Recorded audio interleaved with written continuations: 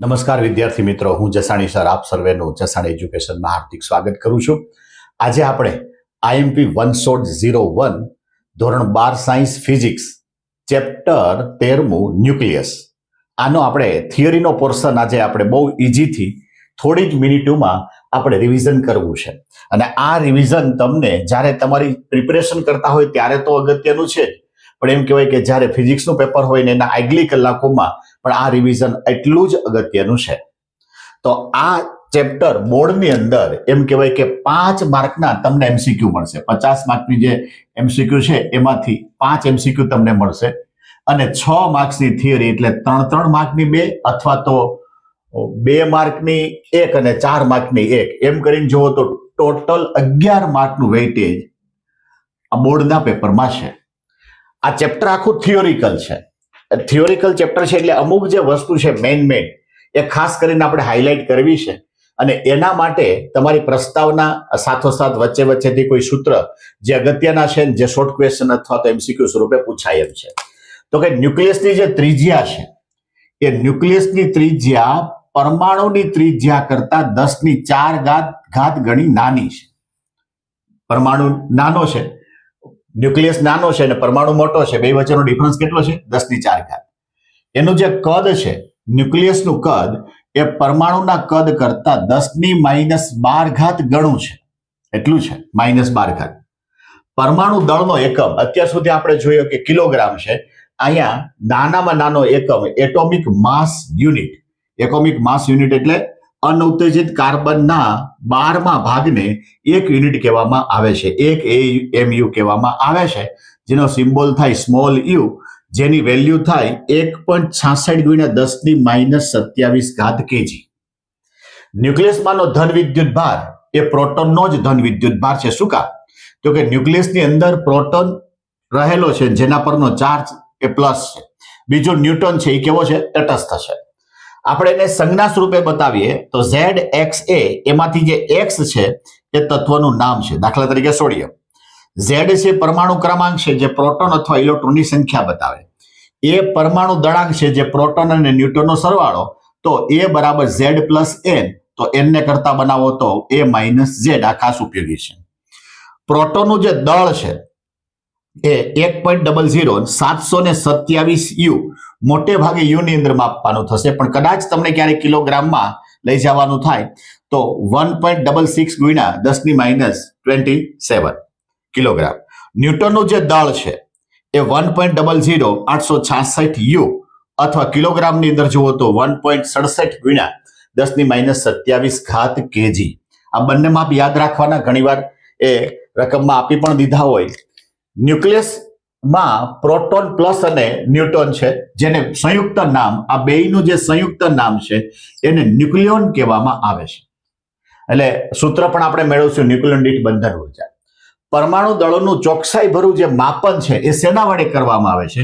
તો કે માસ સ્પેક્ટ્રોમીટર નામના ઇન્સ્ટ્રુમેન્ટ વડે કરવામાં આવે છે. આમાં બેક્વેરેલ નામ એકમ છે. 1 બેક્વેરેલ એટલે 1 વિભાજન પર સેકન્ડ. બેક્વેરેલ એટલે 1 વિભાજન પર સેકન્ડ.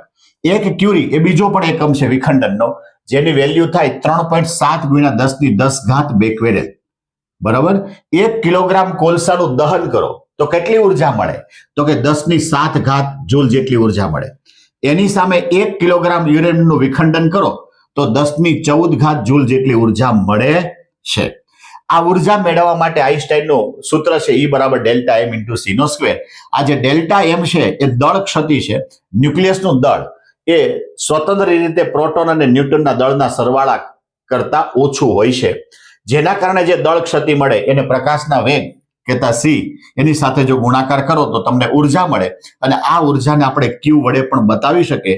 જો Q ની કિંમત પ્લસ હોય, કહેતા 0 થી વધારે હોય, તો એ ઉર્જાનું ઉત્સર્જન કરતા હશે. જો આ ઉર્જાની કિંમત માઇનસ કહેતા 0 થી ઓછી હોય તો હંમેશા એ ઉર્જાનું શોષણ કરતા હશે. બરાબર. આ ખાલી બધા જે વાક્ય રચના છે એના કરતા અંદરના જે ડેટા છે એ ખાસ આપણે યાદ રાખવાના છે. જોજી, ન્યુક્લિયસની ત્રિજ્યા કેવી રીતે અંદાજવામાં આવી અને એનું સૂત્ર સાબિત નથી કરવાનું, ખાલી લખવાનું છે. તો કે રુથરફોર્ડ નામનો જે વૈજ્ઞાનિક હતો એને આલ્ફા કણના પ્રકીર્ણનનો પ્રયોગ કર્યો અને આ પ્રયોગ પરથી ન્યુક્લિયસનું વાસ્તવિક જે પરિમાણ છે, આલ્ફા કણના પ્રકીર્ણનનો પ્રયોગ કર્યો, એના પરથી વાસ્તવિક પરિમાણ છે એ એવું ક્યાંક મળ્યું કે 4 × 10⁻⁰ મીટર કરતા ઓછું હોવું જોઈએ. ન્યુક્લિયસ એ પરમાણુની અંદર અને ઘણો બધો નાનો છે.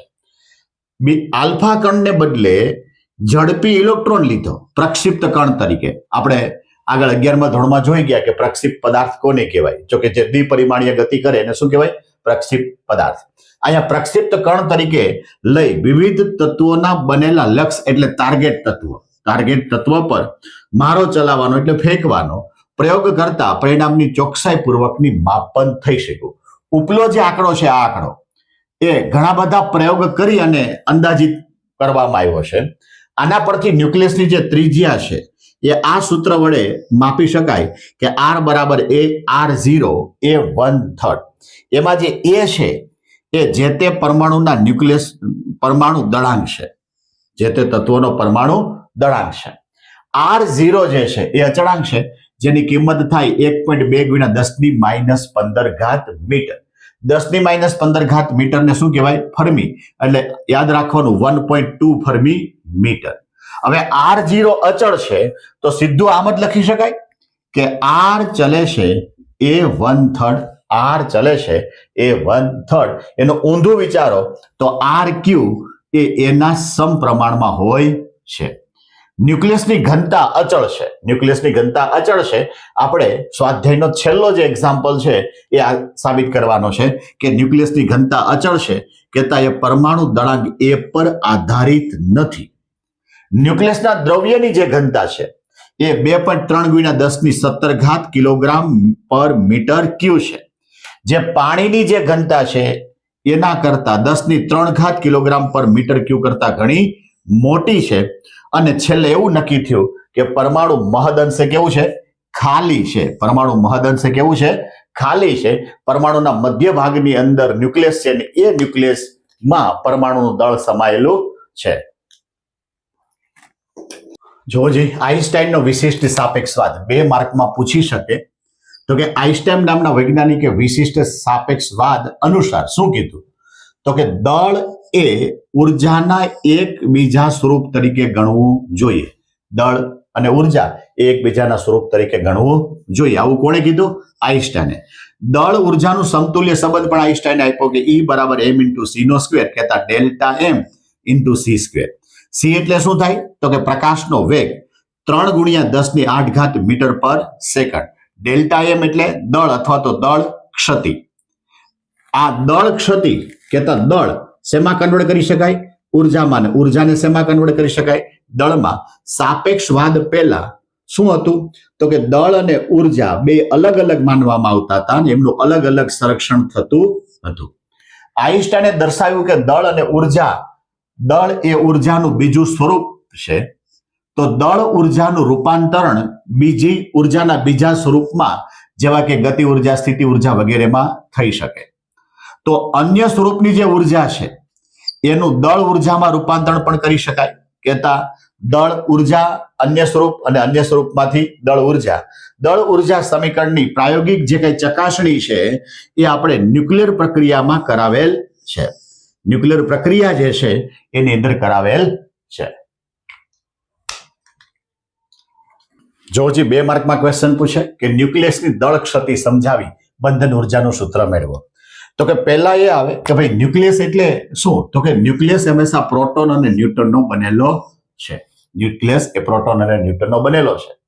તો આપણે એવું માની શકીએ કે ભાઈ ન્યુક્લિયસનું જે કુલ દળ છે એ કુલ દળ એની અંદર કોણ છે? તો કે પ્રોટોન. તો કે પ્રોટોનની જે કઈ સંખ્યા છે કહેતા પ્રોટોનનું કુલ દળ છે એ દળ અને ન્યૂટનના કુલ દળ, આ બેયનો સરવાળો કરવાનો. પ્રોટોન અને ન્યૂટનના કુલ દળનો સરવાળો કરો એ ન્યુક્લિયસના દળ જેટલું હોય કહેતા એના બરાબર હોય તેવું માની શકાય. પણ ખરેખર એવું છે નહીં.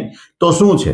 પરંતુ ન્યુક્લિયસનું દળ m એ પ્રોટોનનું કુલ દળ ZMP, Z એટલે પ્રોટોનની સંખ્યા અને MP એટલે દળ. ન્યૂટનનું કુલ દળ કહેતા n એટલે ન્યૂટનની સંખ્યા અને mn એટલે ન્યૂટનનું દળ. આ બેયના જે સરવાળો કરું એના કરતા હંમેશા કેવું હોય? ઓછું હોય. એટલે હંમેશા આ શરત યાદ રાખવાની કે m < ZMP + mmn. આ શરત યાદ રાખવાની. આને બે વચ્ચે ડેલ્ટા એમ કહેતા દળ ક્ષતિ થઈ. તો અહીંયા ઝેડ એટલે શું થશે? તો કે પ્રોટોનની સંખ્યા. એન એટલે શું થશે? તો કે ન્યૂટનની સંખ્યા. બરાબર. આ શું થશે? પ્રોટોનનું દળ. આ પણ શું થશે? ન્યૂટનનું દળ. આ શું થાય? તો કે ન્યુક્લિયસનું દળ. આ થાય ન્યુક્લિયસનું દળ.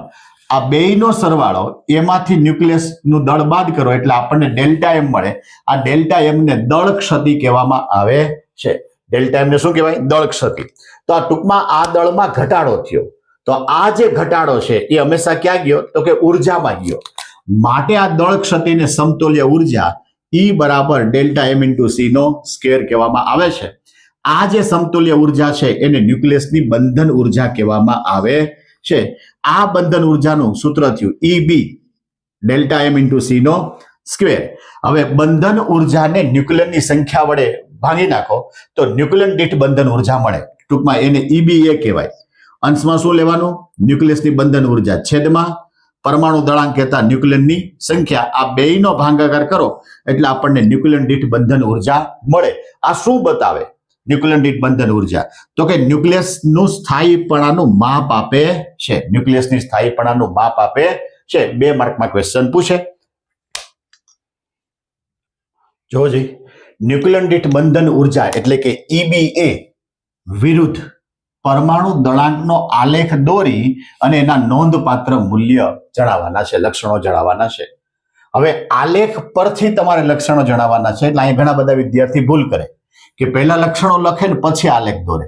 આપણે પહેલા આલેખ બતાવવાનો છે ને પછી એના લક્ષણો બતાવવાના છે.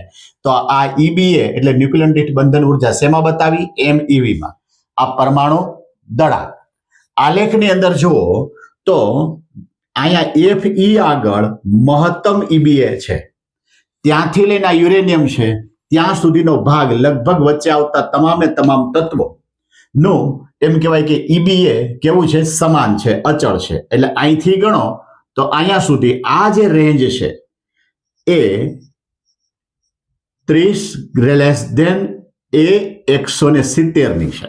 એ જે રેન્જ છે 170 ની છે. આ કેવો ભાગ છે? તો કે અચળ ભાગ છે. એ ભાગ કેવો છે?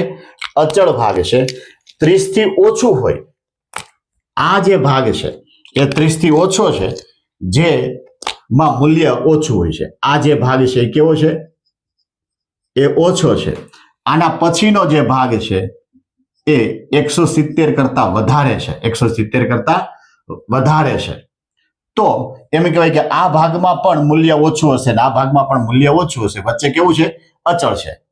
આમાં લખવાનું છે કે પરમાણુ દળાંક એ 30 કરતા વધારે, પરમાણુ દળાંક એ 30 કરતા વધારે અને 170 કરતા ઓછો, 170 કરતા ઓછો આવા પરમાણુ દળાંક માટે EBA કહેતા ન્યુક્લિયન દીઠ બંધન ઉર્જા કેવી હોય? લગભગ અચળ હોય છે. આમાં પરમાણુ દળાંક 56 એટલે કે આયન લોખંડ માટે EBA નું મૂલ્ય મહત્તમ જે મૂલ્ય છે 8.75 MeV અપોન ન્યુક્લિયન. એક ન્યુક્લિયન દીઠ મળતું મૂલ્ય 8.75 છે. એવી જ રીતે પરમાણુ દળાંક 238 એના માટેનું જે મૂલ્ય છે એ 7.6 MeV અપોન ન્યુક્લિયન છે. કહેતા ન્યુક્લિયન દીઠ બંધન ઉર્જા છે. આ મોટા ભાગે અચળ છે. તો ઓછું ક્યાં છે? તો કે પરમાણુ દળાંક 30 થી ઓછો છે એવો વિભાગ અને 170 થી વધારે છે એવા વિભાગ માટે EBA નું મૂલ્ય કેવું છે? નાનું કહેતા ઓછું છે. આલેખ પરથી આપણને શું નિષ્કર્ષ શું મળ્યું? તો કે ન્યુક્લિયર બળ એ માત્ર આકર્ષણ પ્રકારનું છે. એ માત્ર આકર્ષણ પ્રકારનું છે. EBA કહેતા ન્યુક્લિયન દીઠ બંધન ઉર્જા ઉત્પન્ન કરવા માટે એ પૂરતું પ્રબળ છે. બીજું, ન્યુક્લિયર બળ લઘુ અંતરીય છે. ગુરુત્વાકર્ષી બળ ગુરુ અંતરીય છે. આ લઘુ અંતરીય છે એટલે ટૂંકા અંતર માટે લાગે છે. ન્યુક્લિયર બળની અવધિ બહારના ન્યુક્લિયરની અસર થતી નથી. આના ઉપર બીજા કોઈ ન્યુક્લિયર બળની અસર થતી નથી. એટલે એક તો લઘુ અંતરીય છે, બીજું બીજા કોઈ ન્યુક્લિયરની અસર થતી નથી. પરમાણુ દળાંક 270 માટે ન્યુક્લિયસની EBA નું મૂલ્ય એ પરમાણુ દળાંક 170 એ ન્યુક્લિયસનું જે EBA નું મૂલ્ય કહેતા બેયની બંધન ઉર્જા આ બેયની સરખામણી કરો તો 120 માટે એ કેવું છે? ઓછું છે. 240 કરતા 120 માટે કેવું છે? ઓછું છે. ભારે ન્યુક્લિયસ હોય તો એનું વિખંડન થશે અને બે હલકા ન્યુક્લિયસમાં પરિણામે છે. બે હલકા ન્યુક્લિયસ બને છે ને વધતા ઉર્જા બને છે, વધતા રેડિયો એક્ટિવ તત્વ નીકળે છે, રેડિયો એક્ટિવ વિકિરણ નીકળે છે. બરાબર. આ વિખંડન પ્રક્રિયા જૂના સિલેબસની અંદર આખું સાબિતી સાથે હતું, અત્યારે આખી સાબિતી નથી. આવી જ રીતે ઊંધું વિચારો, બે હલકા ન્યુક્લિયસ લ્યો એટલે ઓછા પરમાણુ ક્રમાંક વાળા જો લ્યો તો એ બેને ભેગા કરો તો હોય એના કરતા ભારે બને અને ઉર્જા ઉત્પન્ન થાય છે. તો વિખંડન કરતા સંલયનમાં ઉર્જા ઓછી મળે, પણ વિખંડનમાં જે રેડિયો એક્ટિવ વિકિરણ છે એ ઘણું બધું ખતરનાક હોય છે. જોજી 2 માર્કમાં પૂછે ન્યુક્લિયર બળની લાક્ષણિકતા. હવે આપણે 11મા ધોરણની અંદર બળ જોયા હતા. પહેલું હતું ગુરુત્વાકર્ષી બળ, બીજું હતું કુલંબીય બળ, ત્રીજું હતું ન્યુક્લિયર બળ. આ જે ન્યુક્લિયર બળ છે એની લાક્ષણિકતા શું છે? તો કે ન્યુક્લિયસમાં ન્યુક્લિયનને જકડી રાખનાર, ન્યુક્લિયોન એટલે પ્રોટોન અને ન્યુટ્રોનને જકડી રાખનાર બળ એ તદ્દન જુદા પ્રકારનું પ્રબળ આકર્ષણ બળ હોવું જોઈએ. આવી એક ધારણા થઈ. આ બળ એ પ્રોટોન વચ્ચેના અપાકર્ષણ બળની ઉપરવટ જાય છે, કારણ કે પ્રોટોન ઉપરનો ચાર્જ કેવો પ્લસ, બીજા પ્રોટોન ઉપરનો ચાર્જ કેવો હોય પ્લસ, ન્યુટ્રોન ઉપર કંઈ નથી. તો એમાં અપાકર્ષણ બળ લાગે ને એની ઉપરવટ જઈ અને પ્રોટોન અને ન્યુટ્રોનને ન્યુક્લિયસમાં એમ કહેવાય કે નાના કદમાં જકડી રાખે તેટલું પૂરતું પ્રબળ બળ હોય છે. તો વિદ્યુત ભાર વચ્ચે લાગતા કુલંબીય બળ અને દળો વચ્ચે લાગતા ગુરુત્વીય બળ કરતા ન્યુક્લિયર બળ એ પ્રબળ હશે. વિદ્યુત ભાર વચ્ચે શું લાગે? કુલંબીય. દળ વચ્ચે શું લાગે? ગુરુત્વાકર્ષી બળ. આ બે કરતા ન્યુક્લિયર બળ કેવું હશે? પ્રબળ હોય છે. આ જે ન્યુક્લિયર બળ છે એ બે ન્યુક્લિયન વચ્ચેનો ન્યુક્લિયર બળ તેમની વચ્ચેના કેટલાક ફેમ્ટોમીટર કરતા વધુ અંતરે ઝડપથી ઘટીને શૂન્ય થઈ જાય છે. એટલે એમ કહેવાય કે એકદમ લઘુ અંતરીય છે. હવે એના 3 અંતર માટે આપણે ઉર્જા નક્કી કરી છે કે 0.8 ફર્મી અંતર માટે સ્થિતિ ઉર્જા લઘુત્તમ છે. 0.8 ફર્મી કરતા વધુ અંતરે એમાં શું થાય છે? આકર્ષણ. 0.8 ફર્મી કરતા ઓછા અંતરે, આ વધુ અંતરે, પેલું ઓછા અંતરે, અહીંયા આવશે ઓછા અંતરે. આ ઓછા અંતરે આકર્ષણ બળ, વધુ અંતરે શું થશે? અપાકર્ષણ બળ લાગે છે.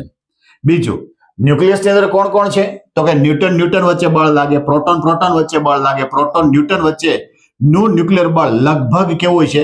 સમાન હોય છે. આ ન્યુક્લિયર બળ એ વિદ્યુત ભાર પર આધારિત નથી. કુલંબીય બળનો નિયમ અને ગુરુત્વાકર્ષણ બળના નિયમની જેમ આમાં કોઈ ગાણિતિક સ્વરૂપ નથી. પહેલાની અંદર ગાણિતિક કેલ્ક્યુલેશન થઈ શકે, આમાં એવું કોઈ ગાણિતિક સ્વરૂપ નથી.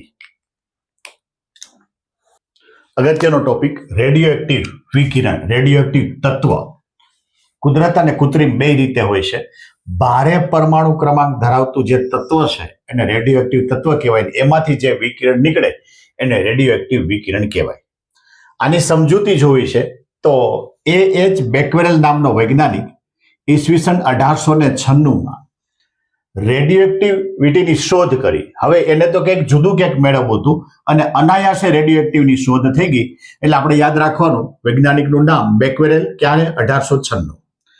આ ભાઈ કરતા હતા શું? તો કે દ્રશ્ય પ્રકાશને રાસાયણિક સંયોજનો પર આપાત કરી અને પ્રસ્ફુરણની ઘટના જોતા હતા. પ્રસ્ફુરણની ઘટના એટલે પડદા પર વ્હાઇટ ટપકું. બેકવેરેલે યુરેનિયમ પોટેશિયમ સલ્ફેટ લીધું છે. યુરેનિયમ પોટેશિયમ સલ્ફેટ એના પર દ્રશ્ય પ્રકાશ આપાત કર્યો છે. આને કાળા કાગળમાં વીંટી અને પેકેટ બનાવ્યું છે અને એને ચાંદીના ટુકડા પર રાખ્યું છે અને ફોટોગ્રાફિક પ્લેટ થી અલગ કરીને મૂક્યું છે. ફોટોગ્રાફિક પ્લેટથી અલગ કરીને મૂક્યું છે. યુરેનિયમ પોટેશિયમ સલ્ફેટ, એને કાળા કાગળનું પેકેટ, એના પર દ્રશ્ય પ્રકાશ, સિલ્વરના ટુકડા, ફોટોગ્રાફી પ્લેટથી અલગ કર્યું છે. થોડી કલાક રાખીને જોયું તો ફોટોગ્રાફી પ્લેટ પર શું થયું? તો કે ફોટોગ્રાફી પ્લેટ પર વચ્ચે વચ્ચે કાળાશ થઈ ગઈ. આખો જે જથ્થો આવતો હોય એમાં કોઈ કોઈ જગ્યાએ કાળાશ થઈ ગઈ. એનો મતલબ એ થયો કે વચ્ચેથી અમુક તરંગ લંબાઈનું ઉત્સર્જન થયું હોવું જોઈએ. આ જે ઉત્સર્જન થાય છે એને રેડિયો એક્ટિવ કહેવામાં આવે છે. આ જે ઘટના છે એને રેડિયો એક્ટિવ વિકિરણ, રેડિયો એક્ટિવિટી કહેવામાં આવે. આમાંથી જે કિરણો નીકળે એને રેડિયો એક્ટિવ વિકિરણ કહેવામાં આવે છે. શું શક્ય બને છે? તો કે ન્યુક્લિયસ હોય કેવું? અસ્થાયી. થાય કેવું? સ્થાયી. તો કે રેડિયો એક્ટિવ ક્ષય કહેવામાં આવે છે. અસ્થાયીમાંથી શેમાં જાય? સ્થાયીમાં. જ્યાં સુધી એ સ્થાયી ન બને ત્યાં સુધી એ પ્રક્રિયા ચાલુ રહે છે.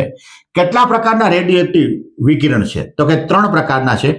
પહેલું છે આલ્ફા ક્ષય, જે હિલિયમ કહેતા ધનભારિત છે. હિલિયમ લેવાનું પણ ઇલેક્ટ્રોન વગરનું લેવાનું છે, જે ધનભારિત છે.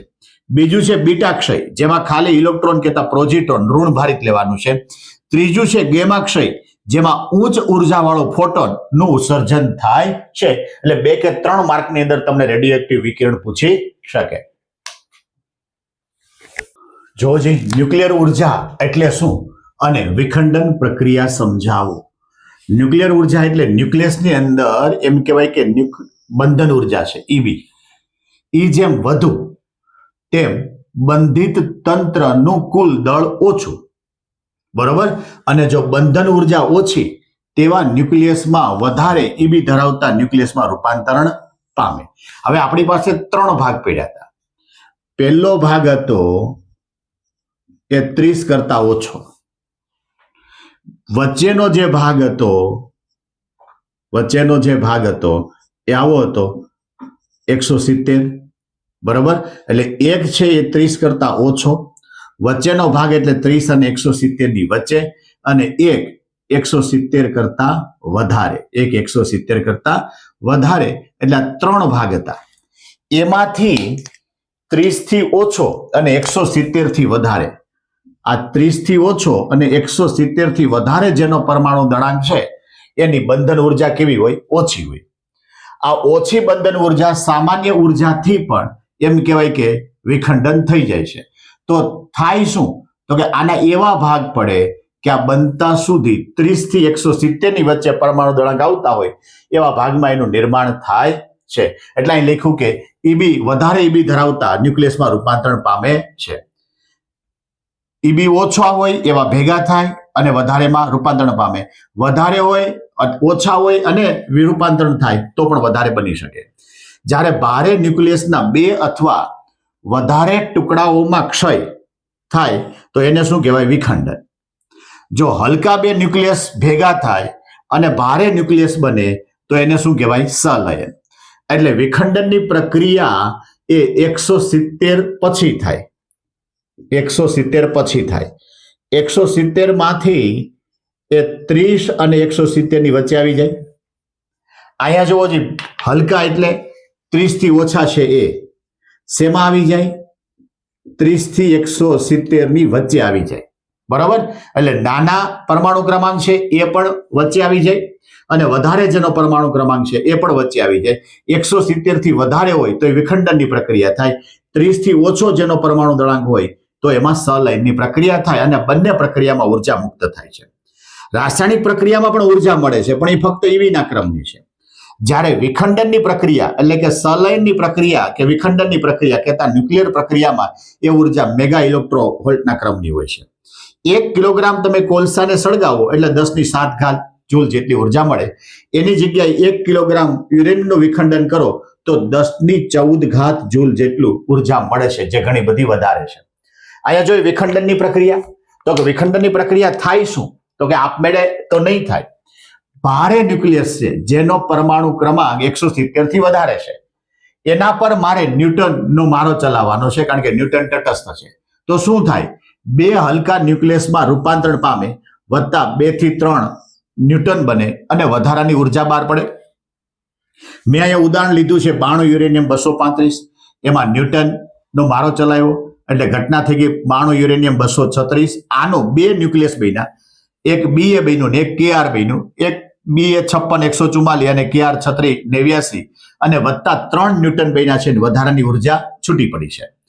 આવી જ રીતે મેં હજી એક પ્રક્રિયા જોઈ કે 92 યુરેનિયમ 235 એના પર ન્યૂટનનો મારો ચલાવ્યો, જેના કારણે 92 યુરેનિયમ 236. તો આના SB અને NB ના 2 ભાગ પડ્યા, 2 ન્યુક્લિયસ બન્યા. 51 SB 133 અને 41 NB 99 અને 4 ન્યૂટન બન્યા છે, ઉર્જા છૂટી પડે છે. આ જે 2, 3 કે 4 ન્યૂટન જે છૂટા પડે એ નવા યુરેનિયમનું વિખંડન કરે છે, માટે આને શૃંખલા પ્રક્રિયા પણ કહેવામાં આવે છે. આ રેડિયોએક્ટિવ ન્યુક્લિયસ બીટા કણનું ઉત્સર્જન કરે છે. ક્યાં સુધી કરે? એ જ્યાં સુધી સ્થાયી ન થાય ત્યાં સુધી છે. દરેક ન્યુક્લિયસ દીઠ 200 મેગા ઇલેક્ટ્રોવોટ ઉર્જા મુક્ત થાય છે. એક પ્રક્રિયાથી એમ કહેવાય કે 200 મેગા ઇલેક્ટ્રોવોટ ઉર્જા મુક્ત થાય છે. 2 કે 3 માર્કમાં તમને પૂછે. જોજી, સલાઇન પ્રક્રિયા અને સૂર્યમાં થતી તાપ ન્યુક્લિયર સલાઇન પ્રક્રિયા 2 માર્કમાં પૂછે તો એટલું જ લખવાનું. 3 માર્કમાં પૂછે તો થોડું વધારવું પડે. હવે પહેલા તો સલાઇન એટલે શું થાય, તો કે 2 હલકા ન્યુક્લિયસ ભેગા થાય અને ભારે ન્યુક્લિયસ બનાવે અને ઉર્જા છૂટી પડે. એટલે અહીંયા 3 પ્રક્રિયા યાદ રાખવી પડશે. હાઇડ્રોજન પ્લસ હાઇડ્રોજન, એમાંથી હાઇડ્રોજનનો સમસ્થાનિક બન્યો, પ્રોઝિટ્રોન બન્યો, વી બન્યો અને 0.42 મેગા ઈવી જેટલી ઉર્જા છૂટી પડી. હવે આ જે પ્રક્રિયા છે એમાં 2 વખત કરવાની. હાઇડ્રોજનનો સમસ્થાનિક પહેલો લીધો 2Ha1, બીજો 2Ha1, એમાંથી હિલિયમનો કહેતા હલકો હિલિયમ બન્યો છે અને 1 ન્યૂટન છૂટો પડ્યો છે અને 3.27 MeV ઉર્જા છૂટી પડી. સાથોસાથ હાઇડ્રોજનનો બીજો સમસ્થાનિક, 2 સમસ્થાનિક ભેગા કર્યા, હાઇડ્રોજનનો ત્રીજો સમસ્થાનિક બન્યો, 1 હાઇડ્રોજન છૂટો પડ્યો અને એમાંથી 4.03 MeV ના ક્રમની ઉર્જા છૂટી પડી છે. ન્યુક્લિયસ પ્રક્રિયાની અંદર એટલું ખાલી તમારે બતાવવાનું આવે.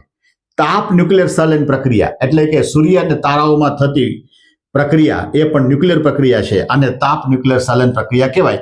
આ પ્રક્રિયા તારાઓના અંતરિયાળ ભાગમાં ઉર્જા ઉદ્ભવી શકે. સૂર્યનું અંતરિયાળ ભાગનું તાપમાન 1.5 ગુણ્યા 10⁷ કેલ્વિન છે. એના માટેની જે પ્રક્રિયા છે પણ આપણે યાદ રાખવાની. હાઇડ્રોજન પ્લસ હાઇડ્રોજન, હાઇડ્રોજનનો સમસ્થાનિક પ્રોઝિટ્રોન વી અને 0.42 MeV. આ પ્રોઝિટ્રોન ને ઇલેક્ટ્રોન ભેગા થાય Y plus Y plus 1.02 MeV. આ હાઇડ્રોજનનો સમસ્થાનિક પ્લસ હાઇડ્રોજન, હિલિયમનો સમસ્થાનિક કહેતા હલકો હિલિયમ Y અને 5.49 MeV. આ જે પ્રક્રિયા છે એ 2 વખત થાય. 2 વખત થાય ત્યારે આ પ્રક્રિયા 1 વખત થાય. જો જે આમાંથી હિલિયમ, તો 1 હિલિયમનો સમસ્થાનિક લીધો, બીજો હિલિયમનો સમસ્થાનિક લીધો, આ 2 હલકા હિલિયમ છે. એમાંથી સામાન્ય હિલિયમનો ન્યુક્લિયસ બન્યો પ્લસ હાઇડ્રોજન બંને છૂટા પડી ગયા. 12.86 MeV ના ક્રમની ઉર્જા છૂટી પડી. એટલે ત્યારે એનો મતલબ એમ થયો કે પેલી 3 પ્રક્રિયા 2 વખત થાય ત્યારે નીચેની પ્રક્રિયા 1 વખત થાય છે. 2 હલકા હિલિયમ એ સામાન્ય હિલિયમ બનાવે છે. એના માટે સામાન્ય સૂત્ર કે હાઇડ્રોજનના 4 લીધા છે, 2 ઇલેક્ટ્રોન લીધા છે, તો સામાન્ય હિલિયમ બન્યો, 2V બન્યું, 6Y બન્યું અને 26.7 MeV ના ક્રમની ઉર્જા છૂટી પડી. સૂર્યની ઉંમર લગભગ અત્યારે 5.10⁹ વર્ષ થયા છે. એટલે કે એનો મધ્યાહન છે. હજી એટલા વર્ષ સુધી એ તાપ સલાઇન પ્રક્રિયા કરતો રહેશે, એટલે કે આપણને ઉર્જા આપતો રહેશે. આપણે આ ચેપ્ટરની અંદર એમ કહેવાય કે 8 ટોપિક લીધા છે. ન્યુક્લિયર ઉર્જાથી લઈ, ન્યુક્લિયર બંધન ઉર્જાથી લઈ અને વિખંડન અને સલાઇન પ્રક્રિયા સુધીનો ભાગ લીધો છે. એકદમ સરળ ભાષામાં સમજાવવા માટેનો પ્રયત્ન કર્યો છે. 2 માર્કમાં કે 4 માર્કમાં કે 3 માર્કમાં ક્વેશ્ચન પૂછે તો અહીંયા જે લખીને આપ્યું છે એટલું જો તમે લખો તો પણ તમારો 1 પણ માર્ક કપાય નહીં. છતાં જ્યારે સમજવા ટાઈમે તમને કોઈ ડાઉટ્સ હોય તો તમે કોમેન્ટમાં જરૂરથી જણાવી શકો છો. બીજા વિદ્યાર્થીને પણ આનો લાભ મળે એના માટે એમ કહેવાય કે આ વિડીયો વધારે શેર કરો, સબસ્ક્રાઇબ કરો અને લાઈક પણ કરો.